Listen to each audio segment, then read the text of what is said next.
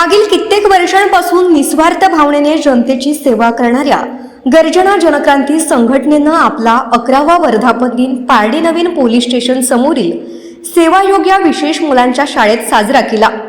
यावेळी गर्जना संघटनेच्या संस्थापिका रेशम भोयर यांच्या हस्ते सेवायोग शाळेच्या विशेष मुलांसोबत केक कापण्यात आला। सोबतच मुलांना खीर, फळे व शालेय साहित्याचं वाटप करण्यात आलं। यावेळी सामाजिक कार्यकर्ता कल्याणी डोंगरे यांचा साडी चोळी देऊन सत्कार करण्यात आला।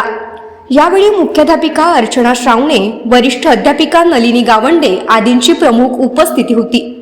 दरम्यान संघटनेच्या संस्थापिका राष्ट्रीय अध्यक्ष रेशम भोयर यांनी डॉक्टर बाबासाहेब आंबेडकरांच्या माता भीमाई तसंच माता रमाई क्रांतिज्योती सावित्रीबाई फुले यांच्या कार्यांचा आढावा घेत विद्यार्थ्यांना मार्गदर्शन केलं। या प्रसंगी मुलांच्या चेहऱ्यांवरील आनंद बघून सुखद अनुभूती मिळाल्याचं रेशम भोयर यांनी सांगितलं।